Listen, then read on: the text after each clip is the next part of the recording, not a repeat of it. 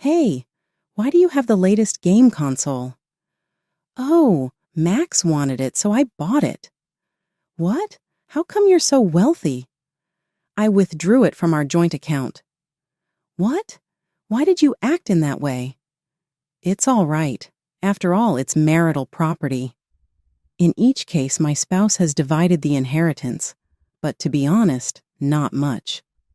Consequently, the money will ultimately run out if my spouse keeps spending the way he does. Tuition will also be required because our son plans to attend college in the future. I really doubt that we would be able to support ourselves in the long run in such a circumstance. Nicole is my name. I am 43 years old and work in an office. Sean and I have been married for over 15 years. At the moment, our 17-year-old son Max is enrolled in high school. Our son is actually the offspring of a prior relationship of my husband's. The ex-spouse of my husband vanished immediately after giving birth. With the help of his parents, he raised his son by himself after his ex-wife vanished. He was forced to file for divorce when a completed divorce application one day came. We eventually began dating after a while and were married. Our son was 2 years old at the time, and he knew that I was his biological mother. Sean and I shared a profound affection, and our son felt a strong bond with me. We made the decision to get married young and start a family. As a result, we started dating. His parents greeted me with open arms, despite what had transpired with the ex-wife. Unlike the previous wife, Nicole seems to be trustworthy. There is no instability in her. My mother-in-law stated coolly, "To be honest, I wasn't that shocked when she abruptly vanished. I was impressed by her mental toughness. I believed that my in-laws' assistance would ensure an easy transition to my first parenting experience. Our son also enjoys spending time with his grandmother, so she could provide guidance if necessary. And so our married life started. My spouse and I had a great time as newlyweds, and our son was quite cute. The first several years of marriage were genuinely lovely. Our son grew up in good health, and our family had harmonious relationships. It was fun every day. My mother-in-law helped out while she was busy at work, and the family pulled together when faced with different obstacles. I thought our good times would last forever. But then abruptly, unanticipated things happened. What? You lost your job? About 10 years after our marriage, something occurred. Sadly, my spouse was part of a large-scale layoff that the company he worked for carried out as a result of the economic crisis and declining management. Oh no! Why did I lose my job? My spouse was shocked to learn that he was being let go because he had not expected it. Did you ask your boss to reconsider? I tried, of course. I also inquired as to the cause. They assured me it would be all right because my wife has a good salary. They informed me that since you are employed by a large corporation, there is no issue with our income. It seems that my husband was placed on the layoff list due to my high income. With this knowledge, a complicated range of emotions swept over me. Although I felt bad, I had put a lot of effort into my job search, joined my present employer, and worked as an employee to raise my pay. I'm now working as hard as I can, have subordinates, and have a supervisory role. It's difficult to accept that others don't think well of my efforts. However, you never know when a company can declare bankruptcy due to poor management. An opportunity to switch careers earlier. Let's adopt an optimistic outlook. That's true, my spouse said, trying with my help to lighten his mood despite his depressing countenance. But when everything appears to be going wrong, nothing develops as planned. Even while looking for a job that pays the same as his old one, he doesn't appear to be having any luck finding one. He doesn't succeed. He asked, "Are you mocking me?" In a fit of rage when I proposed, "How about considering a lower salary level?" "I don't mean it that way, but it's going to be tough if you can't find a job. I cannot bear to watch my husband go through this kind of suffering. That's why I was hoping he would choose to reapply and begin working actively once more, even if it meant taking a pay cut. I urged him to go on interviews with several firms after we had numerous conversations. But the effort was equally unsuccessful. He wasn't recruited even after taking into account reduced salary levels. Gradually, my husband's mood became more volatile. "You're the one who said to think about lowering the salary, and yet it's completely useless. Are you trying to embarrass me?" he yelled at me, overwhelmed by anger. Facing such unjust anger, I too was at a loss. However, my husband had no one but me to direct his powerless anger at. Therefore, he decided to give up on regular employment and instead started working part-time. For me, having even a little income was far better than clashing with my stressed husband. But unfortunately, misfortunes seemed to follow one after another. It was sudden, but my father-in-law passed away due to illness, leaving us speechless. The suddenness of it meant neither my husband nor I could catch up with our emotions. When we rushed to the hospital, my father-in-law had already passed away and was lying on a bed covered with a white cloth. "Dad, why?" We always appreciated my father-in-law's kindness, and his death brought deep sadness. An emotional outburst at the funeral was inevitable, and we shed tears. "Mother, are you okay?" "Yes, I'm sorry to worry you. I never thought my husband would pass away first. He always said he didn't want to be left behind. He promised me, 'Don't worry, I'll see you off.' And yet he broke that promise." My mother-in-law was deeply disappointed at losing her beloved husband. Our 12-year-old son understood the concept of death and mourned his grandfather deeply. Since then, I began visiting my mother-in-law regularly. I did so because I didn't want her to feel the loneliness that often comes with living alone. "Nicole, thank you always, but aren't you pushing yourself too hard? You seem pale." "No, it's nothing. I'm just a bit busy with work," I replied to my mother-in-law's concern like that. But in reality, I felt a significant burden. My husband, while only working as a part-timer 2 or 3 days a week, didn't help with household chores at all. As a result, I had to take on all household duties in between my busy work schedule, sometimes even while working overtime. My growing son had a hearty appetite, necessitating the preparation of a substantial amount of food. "I'm hungry. Is dinner not ready yet?" Unaware of how much I was struggling, our son made self-centered demands. "I'm preparing it now, please wait a bit." "What?" "That's useless. Don't talk to your mom like that. Be quiet. If you don't want to be complained at, do your chores properly." Our son was entering his rebellious phase and started to behave rudely towards me. I was already mentally and physically exhausted, and facing such issues only added to the hardship. "Hey, can you say something?" Max's behavior has been too much lately. When I brought up the issue, my husband reluctantly responded, "It's natural for a son to act that way towards his mother. He'll change his attitude as he grows up." Still, since my husband didn't support me, our son thought he could get away with anything. "Can you increase my allowance, Mom?" "It's not possible. The amount we're giving now is enough. You'll have to manage with that." "What? Our life is supported by Dad, that is." While I was at a loss for words, my husband was watching me from afar. Actually, my husband had asked me to hide the fact that he was employed on a non-regular basis from our son. He wanted to maintain his pride as a father. It seemed trivial to me, but I felt it was important to him. However, seeing our son say such things, I realized that this fact was indeed affecting him. Even the income from Mom's part-time job isn't much different from mine. If I start working part-time in high school, I could earn as much as Mom does, our son declared, and wouldn't listen to anything I said.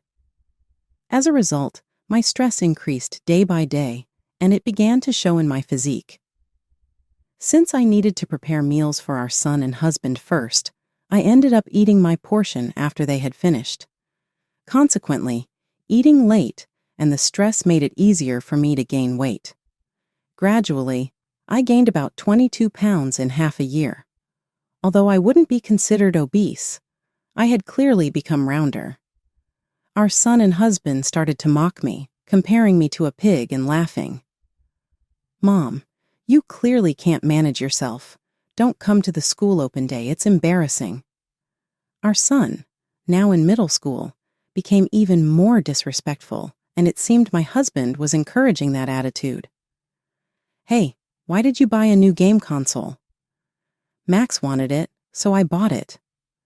"Wait, how did you afford that?" "I used our joint account." "Huh? Why would you do that without asking?" "It's fine. It's our shared funds.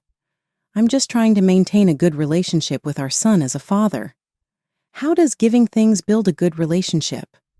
Quiet down. Enjoying games together is a form of interaction. Don't get mad over trivial things.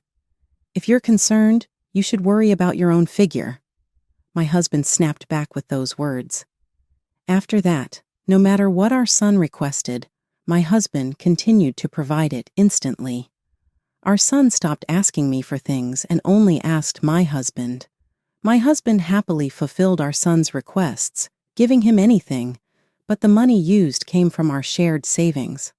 There was a time when my husband contributed a bit to the savings, but the funds were depleting at a fast pace, and soon my contributions might also be exhausted. When our son entered high school, my husband started buying him expensive wallets and brand-name clothes, probably to maintain a facade for our son, providing valuable items so our son wouldn't realize that his father was a non-regular employee. However, my husband's contributions to our shared savings almost ceased, and in reality, I was covering all living expenses. My husband seemed indifferent to this fact, covering gifts for our son from the shared savings while his allowance came from his part-time income. He showed no intention of contributing to the household. My father-in-law passed away a few years ago, and last year, my mother-in-law also left this world. Although their inheritance was divided, it wasn't much. In reality, if my husband continues spending at this rate, our funds will eventually run out.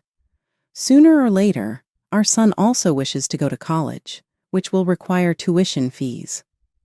Facing such financial conditions, I felt a deep anxiety about how we would manage in the future. At that time, our son wanted an expensive watch for his birthday, costing several $1,000s.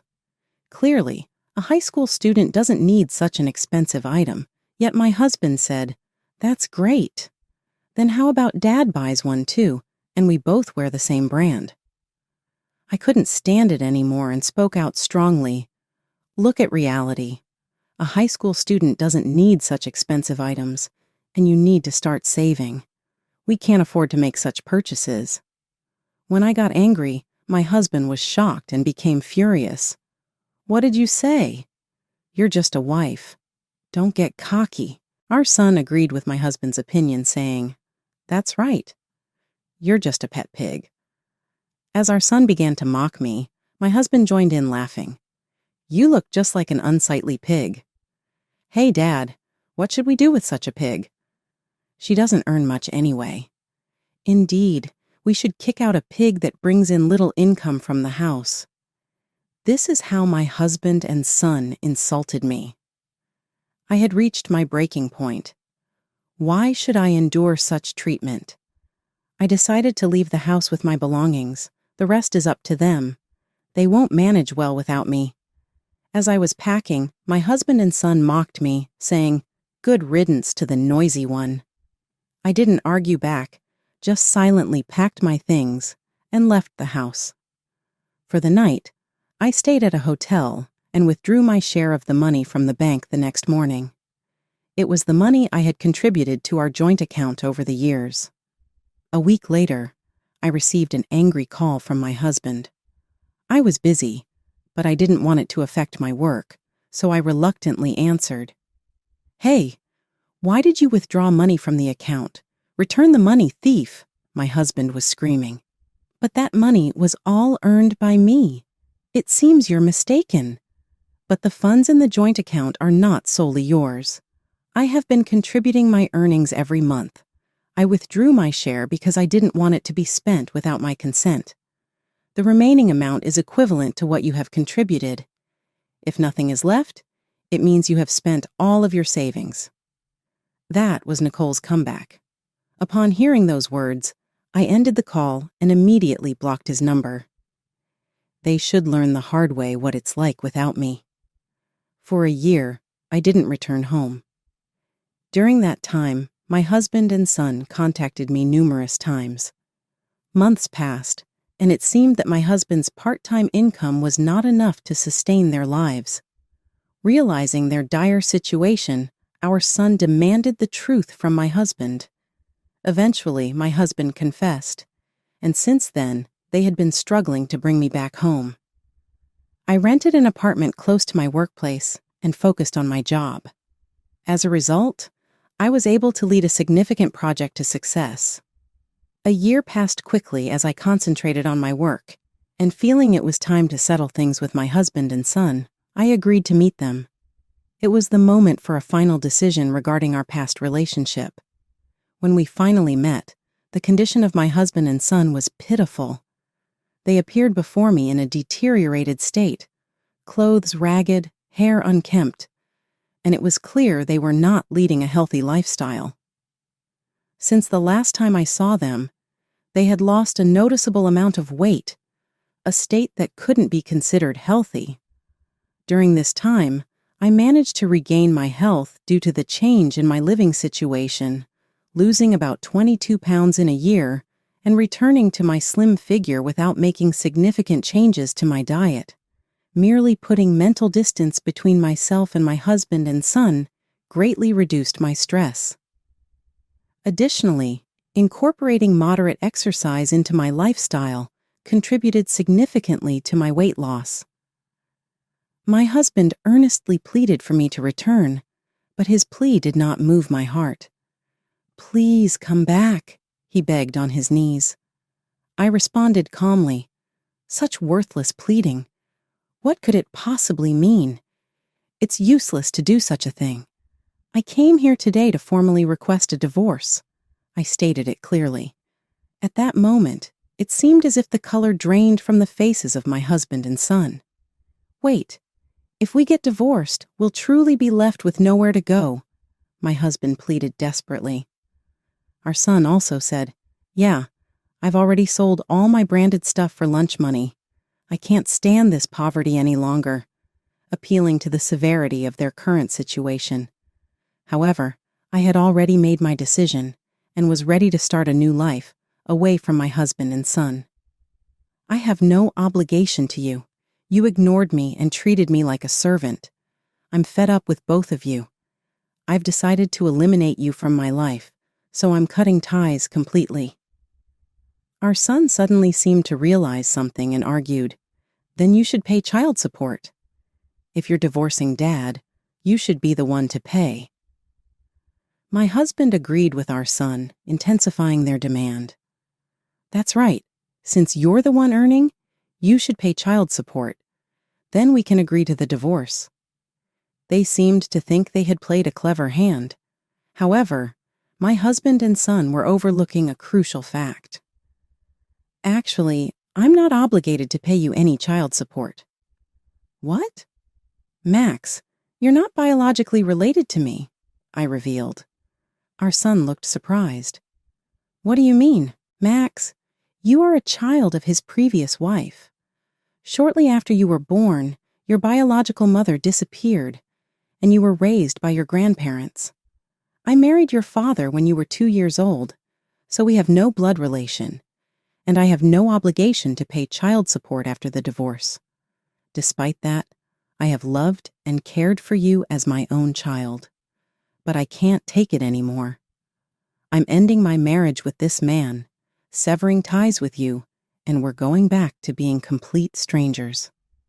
My declaration seemed to shock our son and husband, leaving them visibly pale. "I want you to sign the divorce papers immediately, but if that's difficult, I'll have to hire a lawyer and possibly take this to court." "Court? We can't afford that. they responded. Then sign the divorce papers. My husband reluctantly signed the divorce papers. Afterward, I submitted the divorce documents to City Hall, and the divorce from my husband was officially finalized. My ex-husband is now juggling multiple part-time jobs, exhaustedly supporting both his son's education and their livelihood. However, due to the shock of the truth about his lies and the fact that I wasn't their biological mother, our son harbors strong resentment towards him, and their relationship has significantly deteriorated. I still receive messages from them asking for help, but I ignore them. I hope our son takes this opportunity to reflect on himself and improve his character. As for my ex-husband, even if he suffers from the consequences of his actions, I feel nothing. With these thoughts, I continue to immerse myself in my work today. For the foreseeable future, I plan to focus more on achieving results at work than on love or marriage. My name is Dorothy. I am 68 years old this year. At the end of last year, my husband, with whom I lived, suddenly passed away from cancer, and I had to move in with my eldest son, John, on short notice. Originally, my husband and I lived in the house where John and his family now reside. However, when John started his own family and had a child, we moved to a small one-room apartment nearby and gave them the house. We tried to be considerate in our own way. John runs his own business and couldn't get a mortgage due to his unstable income, so my husband decided to give them the house, thinking about the future of our grandchildren. When we handed over the house, we renovated the interior to make it as good as new. John was blessed with 3 children afterward, and we maintained a good relationship, playing with our grandchildren occasionally and dining together at a nearby restaurant on birthdays. But when my husband was diagnosed with cancer and it was too late for treatment, he contacted John, concerned about my future, and said, "After I'm gone, please take care of Mother. Live with her." My husband asked John to live with me. I told my husband not to worry, as I was still healthy and could live alone, but he wouldn't accept it. He was worried about leaving me alone. John respected his father's last wish and accepted living with me. In fact, since we gave the house to John, I had never set foot in it, thinking that John's wife, Cindy, might mind. I refrained from visiting their house. Therefore, I encountered an unexpected sight when I arrived at the house. To avoid being a burden, I moved to John's house with minimal luggage. The house was originally a modest 4-room house with 3 rooms upstairs and 1 downstairs. John came out of the house and said, "Was today the moving day?" He seemed surprised. He's always been forgetful, and that hasn't changed even as an adult. As I entered the house, I saw a mountain of shoes and a strange smell wafting from inside. The exterior looked normal, so I was shocked. John seemed concerned and muttered, "Dad said so, so I accepted it. But honestly, there's no place for you to live here, Mom."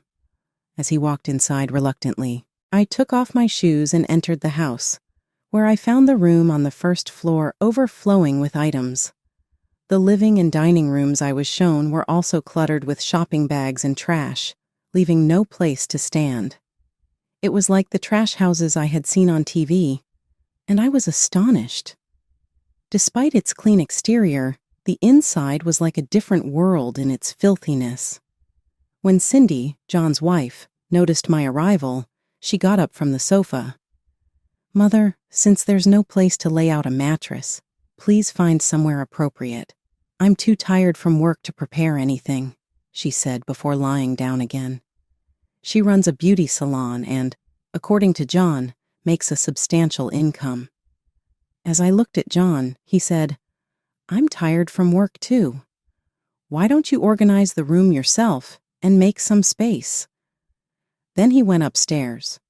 With no choice, I moved the items from the room to the hallway, only for Cindy to yell, "Hey, don't put things in the hallway, they're in the way." I quickly apologized and arranged them to which she said, "It's fine to tidy up, but don't throw anything away without asking," and returned to the living room. I managed to clear a small space but was utterly exhausted from tidying up the heavily cluttered room. Then Cindy said, "Mother, can't you at least help with preparing the meal? I'm not your maid." I responded, "Oh, it's already time for dinner, isn't it?" I got carried away with cleaning and lost track of time. I hurried to the kitchen, so engrossed in tidying up the room that I had lost track of time. The kitchen was littered with food waste, but Cindy was busily frying a large amount of meat. When I asked if there was anything I could help with, she pointed to the dishes and said, "Can you do the washing up?" She then added in a low voice, "I was hoping that you'd consider ordering pizza or something since you suddenly came to stay with us." Pondering over her words and my own sense of propriety, I decided not to argue and replied with a smile, "Sorry about that. I was a bit busy today, but how about we order pizza tomorrow?" Cindy's mood improved and she smiled. "That sounds good. Let's do that tomorrow." I reminded myself that the mess in the house was understandable, given that they had 3 children and Cindy herself worked as a beautician and manager. I realized I needed to change my mindset to adapt to living there. That evening's dinner was just a lot of grilled meat and potatoes, with no other vegetables or soup prepared. Surprisingly, despite living in a dirty house, Cindy was very particular about clothing. She would always wash clothes and towels after just one use and strictly instructed her children not to get dirty. As a result, the whole family always looked presentable when going out, and they never realized the state of the house until now. From the next day, I devoted myself to cleaning. I neatly arranged items that were unclear whether they were trash or not, and sought confirmation from Cindy when she returned from work. Due to the large amount of trash, she eventually started to respond with a disinterested, "It's okay, just throw it away," when I asked for confirmation daily. I hesitated to touch other people's things, but it was hard to see the house I once lived in, so dirty and with no walking space. After a month, the trash was finally cleared and the house became orderly, with walking space now available. The house looked significantly cleaner. The grandchildren were delighted, playing on the carpet and saying, "It's like the house we see on TV." Their habit of throwing half-eaten snacks on the floor also disappeared. Though John and Cindy never thanked me, I didn't mind, as I did it willingly. However, I didn't know that my cleaning was actually being seen as a nuisance. Far from being grateful, Cindy felt offended by my actions, saying, "What's this?" Sarcasm? A mother-in-law's check? No one complained or asked for it. I accidentally overheard this during a late-night trip to the bathroom while John and Cindy were having a drink. John said, "If it weren't for Dad's words, we wouldn't have taken her in." His words were in full support of Cindy. Hearing this directly made me very sad, wondering if there was something wrong with the way I raised him. I returned to my room unnoticed and felt pathetic, sleeping in a dark, small space surrounded by my belongings. However, thinking of my grandchildren, who grew up in an unclean environment, I convinced myself that my actions were right and fell asleep. After that, whenever I cleaned, Cindy would quietly leave somewhere. Unable to bear always having meat and potatoes for meals, I proposed to Cindy, "Would it be okay if I made a stew next time? Considering my age, I need vegetables."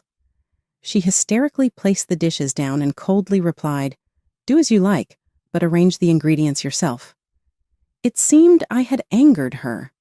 From then on, she left all cooking to me and stopped entering the kitchen.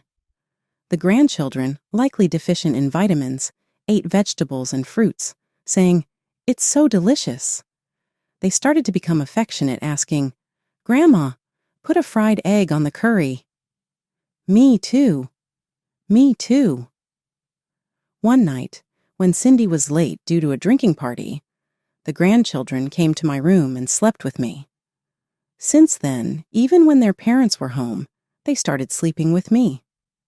This probably irritated Cindy even more. Having the children become attached to their grandmother might not have been pleasant for her.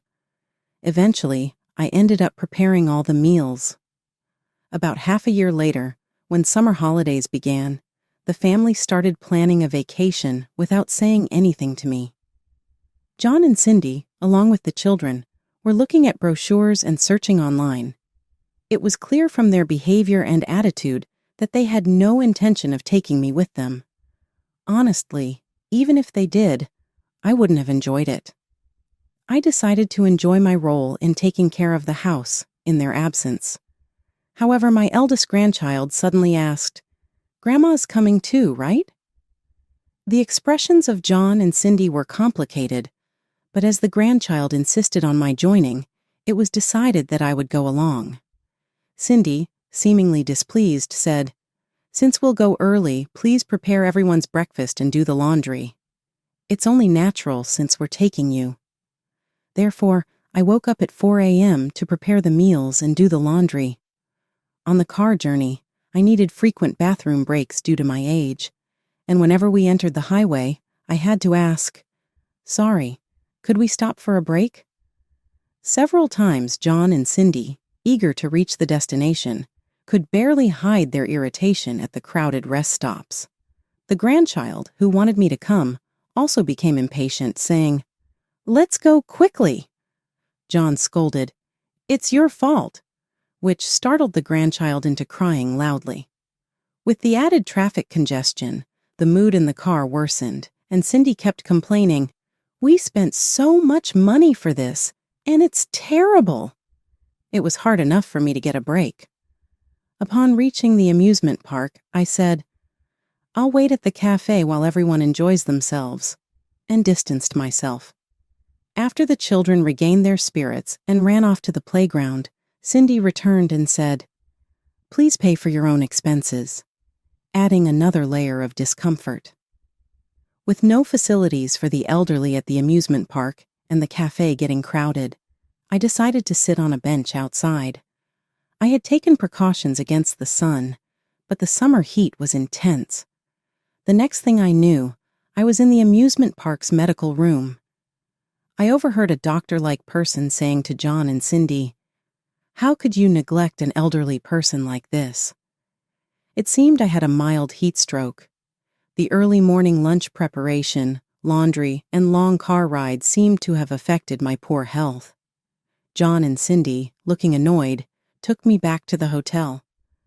After checking in, they led me to my room, saying, "Please don't cause any more trouble. We really shouldn't have brought you. We're going out for the night, so eat something before leaving for the amusement park." Again, feeling dizzy, I lay down alone in the quiet hotel. I began to question what I was doing. Usually, I was busy caring for my grandchildren and doing housework without much time to think. The vacation planning lacked consideration for me, and no one cared that I fell after being overwhelmed with early morning tasks. I lay there, staring at the ceiling, wondering if this was right. I thought that if I were to collapse in the future, they would probably neglect me, just as they had now. Even though I did housework, I was treated as a nuisance. As a mother who had given birth to a son, I realized that I had been harboring expectations, but that was a mistake. I fell asleep, pondering whether I should make a decision later on. Around 6 p.m., I heard my grandchildren's voices asking, "Grandma, are you okay?" They seemed to have returned early from the amusement park because they were worried about me. John and Cindy were whispering in the background, sounding displeased. Cindy then said, "Kids, go outside. I'll talk to her." After letting the children go out to the hotel's playground, Cindy began, "Mother, please stop. Don't you think it's extravagant for an elderly person to travel? Shouldn't someone living on a pension stay home and clean? You're good at cleaning, right?" She said this accusingly. The trip was planned for 2 nights and 3 days, and we were supposed to go back to the amusement park the next day. The final day was scheduled for a trick art exhibition and a museum tour, which I thought I could participate in. However, when I asked, "Do I have to leave right now?" John replied irritably, What else is there? What am I supposed to do now? The plans are ruined. Honestly, I only took you in because of Dad's will, but I can't stand the idea of you having fun for free." Those words solidified the vague decision I had in my mind. I realized I should sever ties with them. I stood up and said, "I understand," gathered my belongings, went to the front desk, and asked for a taxi. When my grandchildren noticed me, I thought of it as a final farewell and said, "Grandma isn't feeling well, so I'm going home early. You guys have fun." And I patted their heads. They seemed to sense something was wrong, but couldn't articulate it and just said, "Get well soon," with a smile. I got into the taxi, gave the driver my home address, and he expressed concern about the long-distance fare. I showed him my platinum card and said, "I'll pay with this." He thanked me and started driving quietly to avoid making me feel sick. Upon arriving home, I immediately began cleaning. This time, the cleaning seemed quite extensive. The condominium I used to live in was up for rent, but fortunately, no tenant had been found yet, so I was able to return right away.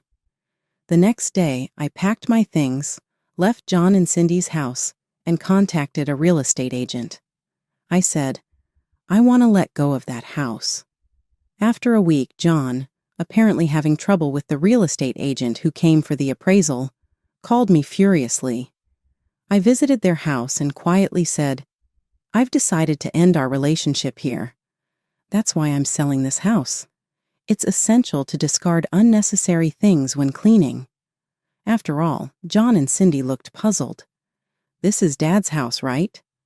"It all became mine through inheritance," John argued.